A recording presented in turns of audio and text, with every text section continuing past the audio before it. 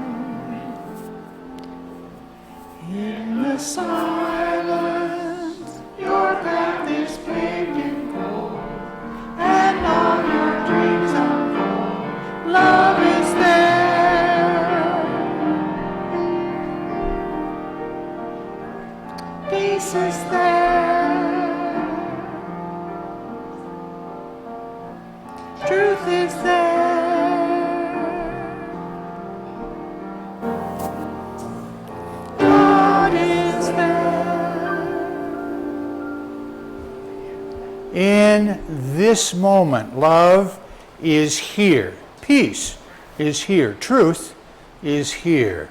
God is here. And we take a moment, breathe, and acknowledge His presence moving in and through you in this moment. Oh, loving Father, Mother God, thank you.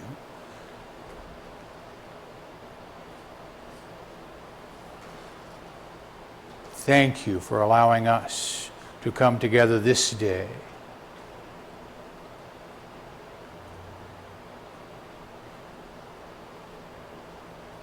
We are grateful for all the many blessings you provide. This day we choose to be open to these blessings. This day, in joy, we celebrate in the name, in the nature, in the power of the Christ. Amen. Amen.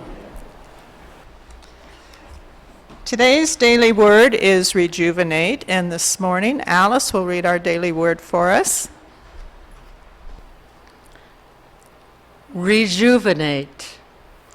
I am whole, strong, and full of vitality. Nature in its summer splendor invites me to rest and to rejuvenate. Cats and dogs bask in the sunlight, as do I. A gentle breeze carries the scent of flowers. The sunset provides a moment of splendor at the end of each day and a little coolness.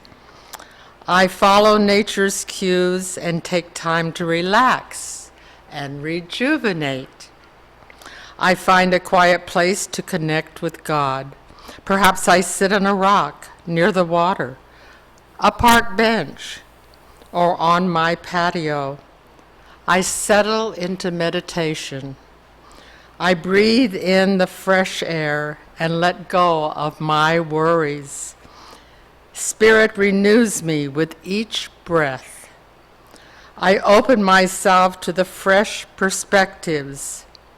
I see myself whole and strong, full of vitality. I am rejuvenated. Mindful to maintain balance in my life, I commit to rest and rejuvenation. I look forward to my next experience in nature. And from Peter 1:23, you have been born anew. we then tune into more than just here. And part of the way that we stay in touch with, we talked about connections a little bit in the songs as an example. One of the ways that we maintain our connection, God never breaks it, by the way. We sometimes don't pay attention, but the way we maintain that connection is we remember who we are. Let's take our affirmation together. I am a child of the living God. I have within me the all-creating power of the Christ. It radiates from me and blesses all whom I contact. I am now in the presence of pure being and immersed in the Holy Spirit of life, love, and wisdom. I am now immersed. Let's rest and sing into it. The Father and I are one.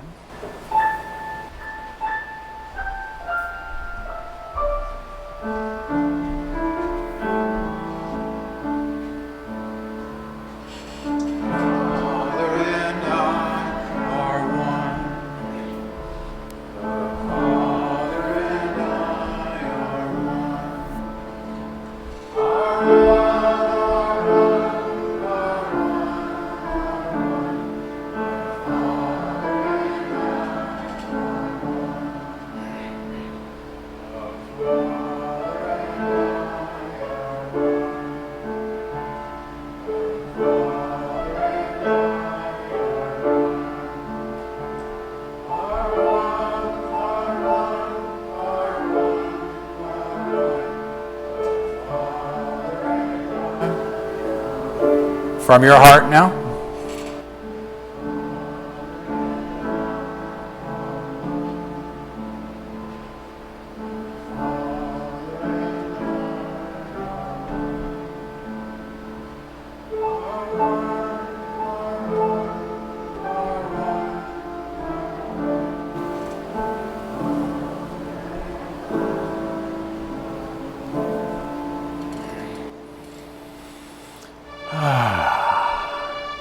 And having spoken these words of the truth of us, gently now, easily, effortlessly, we move to that place within us that Jesus called our secret place, our inner closet.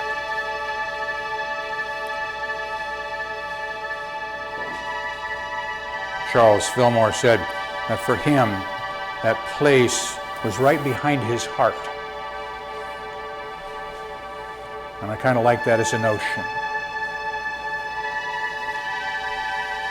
Because that is that place within you where there is no question, there is no doubt. The Father and I are one. We breathe, and as we enter in, we close the door on those thoughts and feelings of what I should have done. We close the door on those thoughts and feelings of what I have yet to do today, and for one holy moment, we rest, we breathe, and we listen. For in our prayers, we are learning to ask.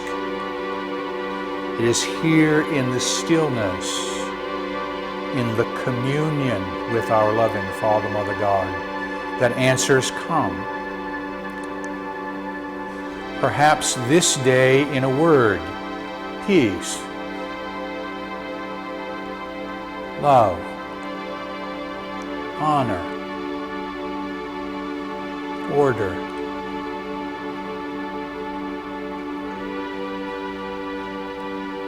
Perhaps in a song.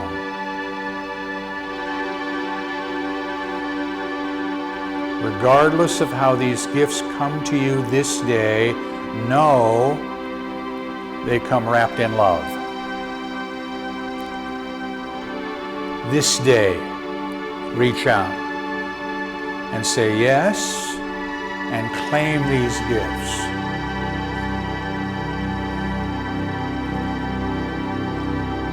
Immerse yourself in them.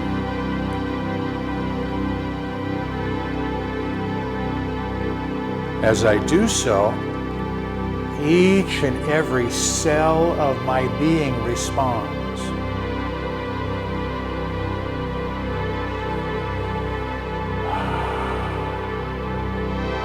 In this moment,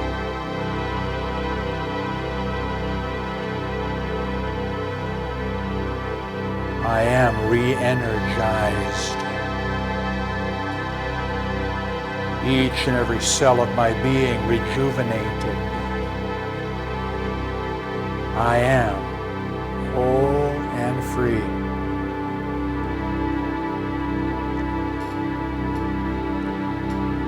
In this moment, all my needs are met. Knowing this truth of me, I am grateful.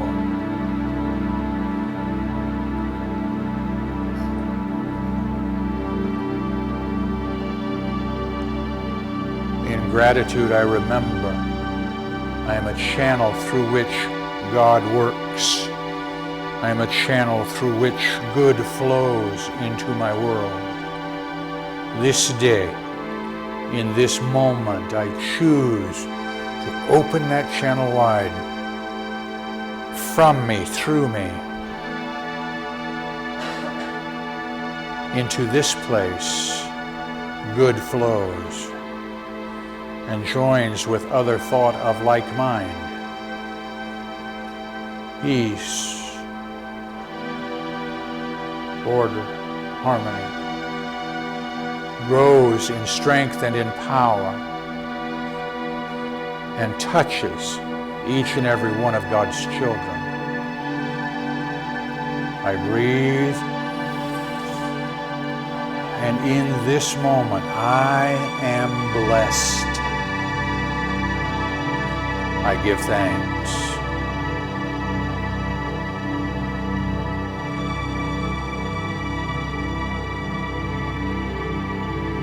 Gratitude swells up and this flow continues. From me, through me, from this place into our community, wherever that might be this day, touching, healing, blessing.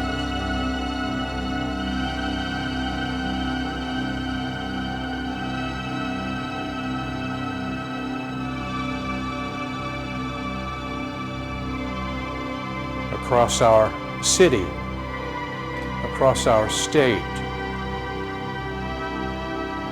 touching each and every one of God's children, loving, blessing, healing. And in this moment, I am blessed.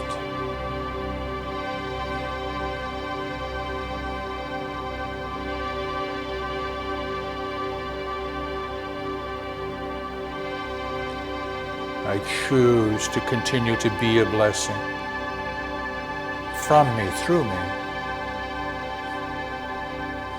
across our state, across our country, touching each and every one of God's children, loving, healing, blessing. And in this moment, I am blessed.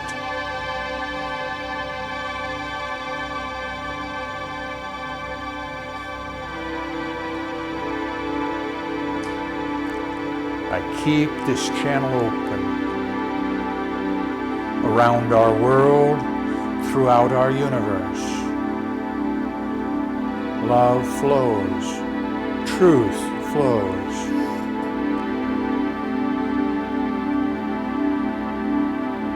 I remember, in truth and in spirit, we are never separate one from the other.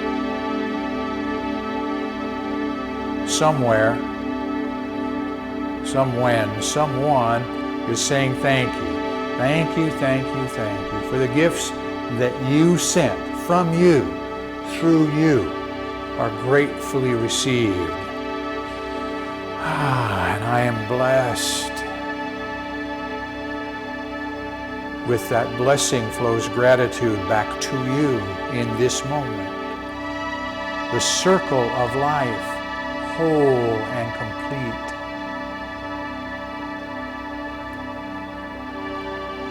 Holding to this oneness, I rest in the stillness for one holy moment.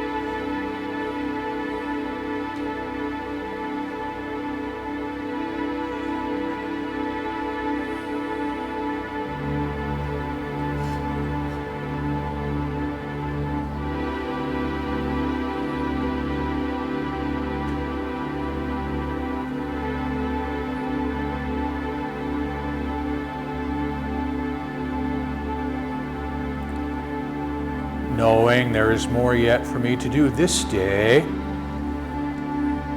holding to this experience we have just shared, gently now, easily, I bring my attention back to this place, to this now, and from my heart, I join with you and pray as Jesus, our elder brother, has taught us when he said, "As for you, pray therefore in this manner."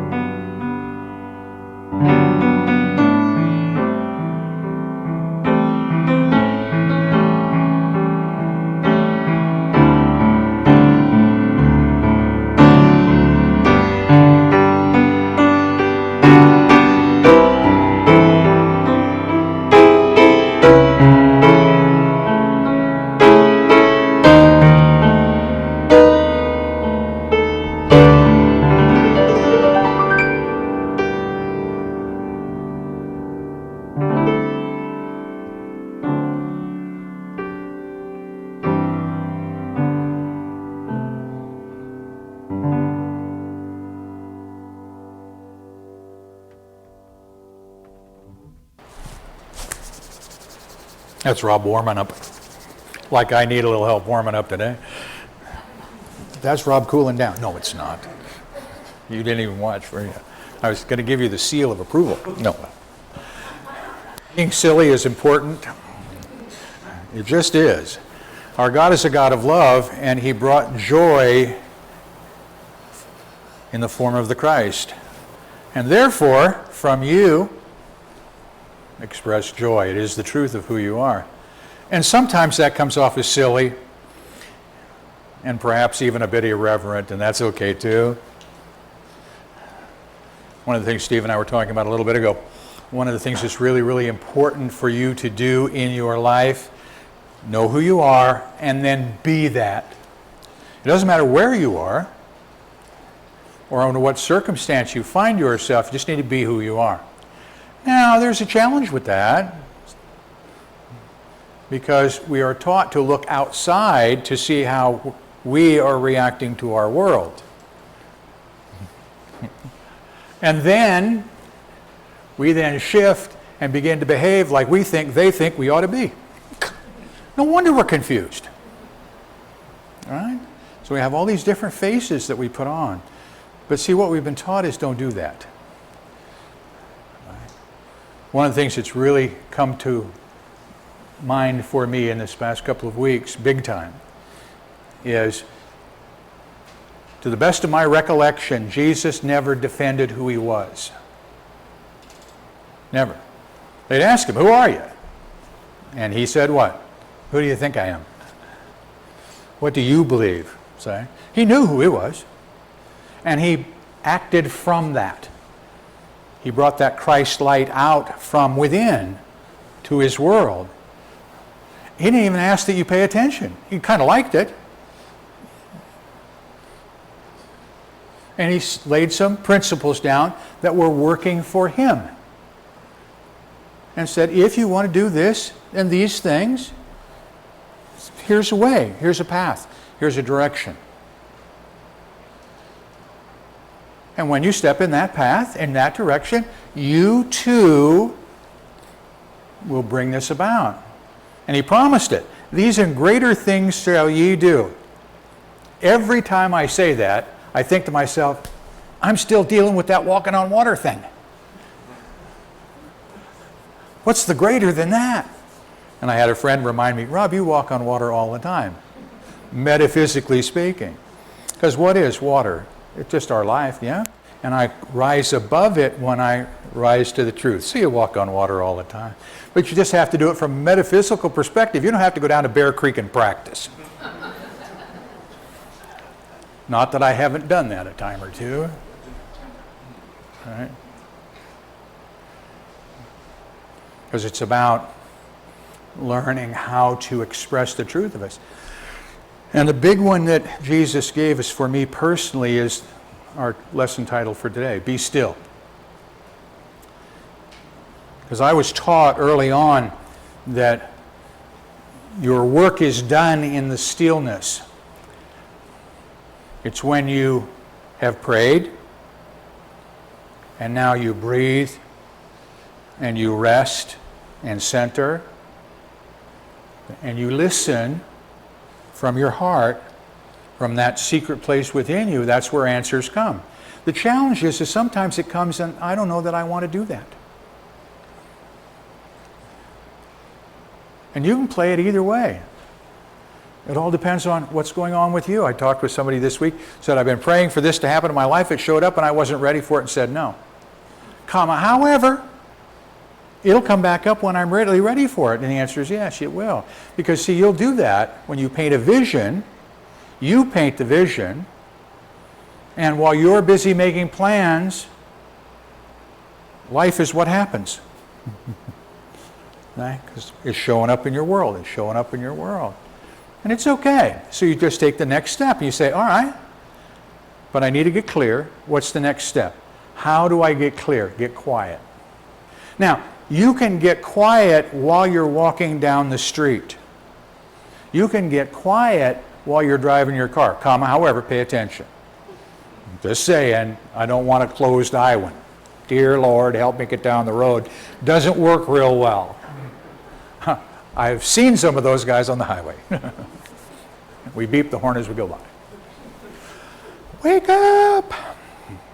Because you need to be awake and you need to be aware, but you can still be at peace. You can still be still. Here's what being still is all about, part of it. Learning to take the monkey mind, all these thoughts that are flitting in your head all the time, and giving them permission to be monkey mind, and go above them. That's the rising above. That's the walking on water. You can do it a couple of ways. I like to use visual symbols. So I just say, get thee behind me, Satan. All right? I need to get this behind me. I'm okay. I can pick them up. Oh, and they'll come along. I think they're attached sometimes. They'll come along, but I just need to get still. And in the stillness, comes awareness, and in awareness comes the answers I was seeking for whatever question I had on my mind. Now, does it always come the way I want it? That would be a no. Sometimes it shows up in ways that are unexpected. And that's when I have to remember a couple of things. The first of all is, Rob, you remember you raised your hand for this, right? You said you wanted to do this. Whatever it is for you, you can raise your hand. Say, I wanted to do this, and this showed up unexpectedly in my life, and now, okay, I have to do something with it, right? That's the second piece, is now I have the opportunity to heal this, whatever this is in my life. I can make a shift, a change in direction, because I'm coming from my heart. I'm coming from that still place. I'm not coming from the monkey mind. The monkey mind's got lots going on. If our scientific brethren are correct, you think something like 20 or 30,000 thoughts a minute or some weird number. It's a huge, unrealistic number, however, you can only hold one thought at a time. So I got all these thoughts going on, but I can only hold to one. What do I do with the other 9,990, whatever the number is? And that's where we run into trouble, is we try to listen to and do too many things at the same time. We have a good name for it. We call it multitasking. You can be a multitasker without going crazy. Okay? But what we need to do is learn how to focus on that one thought, if that's what it is, and take the one, and then breathe, and then take another one, and another one, and another one. I don't have to deal with all of them at the same time. As much as I think I should, I don't have to. I deal with one thought at a time. And I enter into what we call observational awareness. Now, observational awareness works like this. This is my world without judgment. Watch that. This is my world without judgment. That's observational awareness. Okay? Because now I'm really following what I've been taught. Right thinking. Okay? I want to look at my world, and if it's not the way I would see it, if it's not the way I would have it, that's when I go, back to being still. Repaint the picture, and step out again. Come from that stillness. Come from that place inside of you. And you have a lot of opportunities. And you've got a great book, and if you're not taking advantage of it, you should. And I don't say that a lot. But you should anyway. In here is probably 1,000 or more really, really, really, really, really good prayers. Beginning not least of which is the one we just spoke a moment ago, our Lord's Prayer. But there's a lot of pieces on how to really stay in spirit.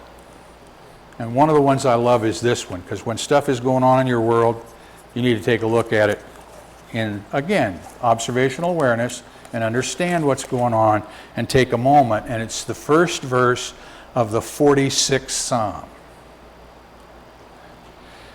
God is our refuge and strength, a very present help in trouble.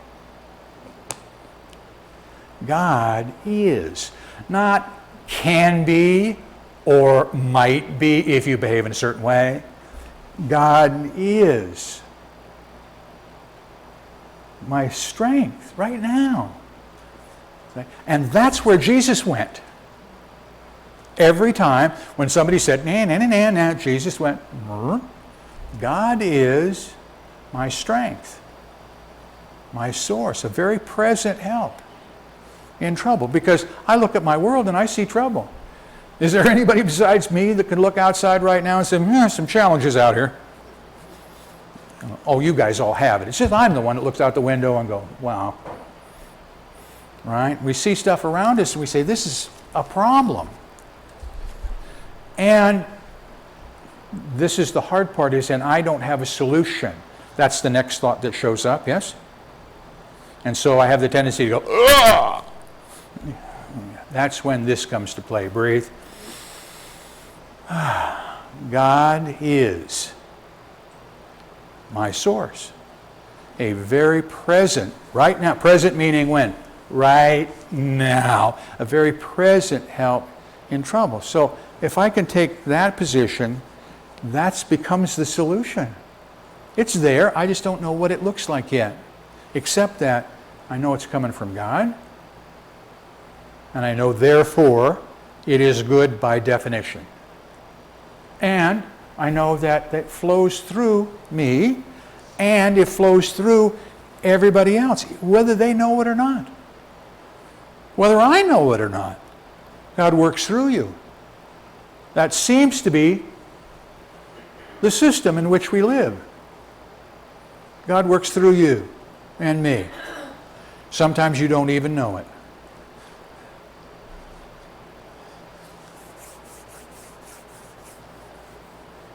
Sometimes when I get in trouble as a young person, like, last week, I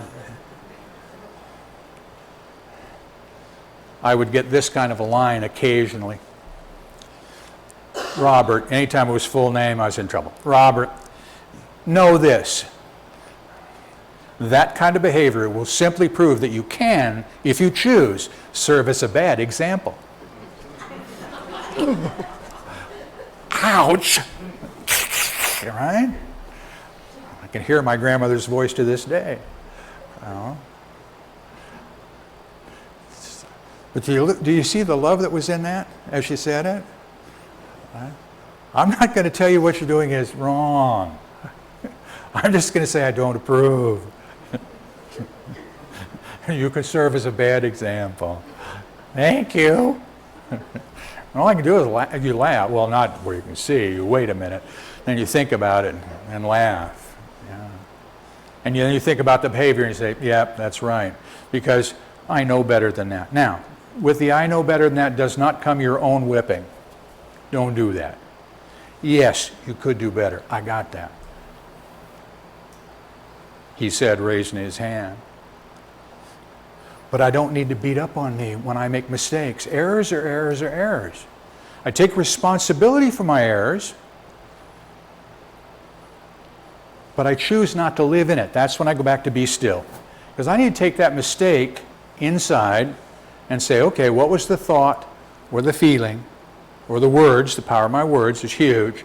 Or what action did I take that brought this into my world? I need to back up.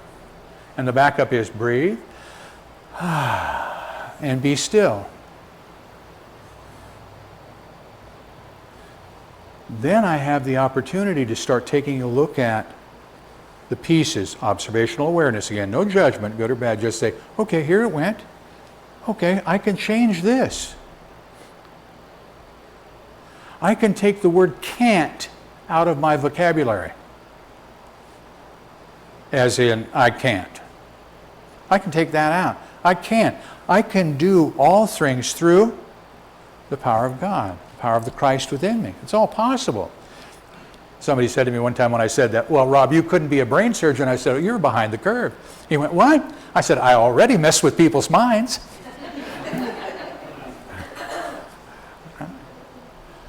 All it takes is the next part, right? And that's just what? Study, work, find out what it takes, and take the steps. A real hero of mine was a fellow by the name of Joe Key. Joe had been a veterinarian his whole life. And at 64, was going to sell his practice and retire. He went to a friend of his and he said, I'm not sure what I want to do.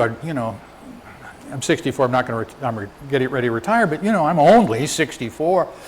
I really should do something. And his friend said, well, Joe, you've been talking about the law forever. Why don't you go to law school? And he went, what? I'm 64. I'll be 69 before I get out of law school. His friend went, that's right. He said, let me ask you a question. How old will you be in 5 years if you don't go to law school? 69. Bingo. Joe went to law school, graduated, came back to the county in which he lived, and went to work in the district attorney's office, and was only allowed to work for 3 years because you had mandatory retirement at 72. But I love Joe because he brought a whole life experience with him into a position that was significantly different than anything he'd done before. But the big thing is he took the I can't out of his vocabulary. I can do anything if I put my mind to it, if I put my heart to it, a heart's desire, I get it out there and go. And it doesn't matter how old I am, how young I am, how big I am, how short I am, how heavy I am, how thin I am. It doesn't make any difference. Those are all exterior things that when I can bring that thought to the stillness, I can then begin the steps to bring it into expression into my world. And that's what being still is all about. One of the challenges we have about being still and about expressing is we don't think we're worthy. A lot of conversations I have in counseling start with this one. But Rob, you don't understand. I love those 3 words. And then they give me a list of all the things that have done, happened, been in their life that are reasons why God couldn't possibly love them. And you have a list too. Now my list is getting shorter, all right? Because I've learned the truth. The truth is that God loves me no matter what. God always loves me. Always, always, always, always, always. And accepts me as I am in this moment, knowing that when I come from the truth of me, when I apply love to this body temple, that I will express in a new way. And I can express through and to wholeness. Whatever that means for me and for you. And you get to decide what that means. What does wholeness mean for you? For me, one of the things that wholeness means is I'm learning not to fight. I'm learning not to struggle. I'm learning to cooperate and live with a capital L. I can choose to struggle, and we do. I can choose to fight. However, I've discovered in my lifetime that both of those don't work for me. And I can find very little examples of where those things worked well in the long run. But the way to come out of that notion of struggle, the way to come out of that notion of fighting to obtain and to grow, is to come back to this stillness and go within. And it begins with really understanding who you are. I am a beloved child of God. Together, I am a beloved child of God. Now, like you mean it. I am a beloved child of God. Breathe. That is the truth of you. And with the statement, as you take the breath, you move into the stillness. And with the next breath, you get the opportunity to try again. No. Thank you for listening. Please feel free to pass this message along to your friends and family. You can obtain additional audio tapes or CDs by visiting our website or by calling our office at 541-772-6902. We invite you to join us in prayer. We know that prayer works, and now you can send your prayer request to our prayer team here at Christ Unity Church by using the form on our website. The activities, programs, and services of this ministry are presented on a love offering basis. All gifts, regardless of size, are gratefully accepted. You may participate either by sending your gift to Christ Unity Church, 540 North Holly Street, Medford, Oregon, 97501, or by visiting us on the internet at www.unitymedford.org.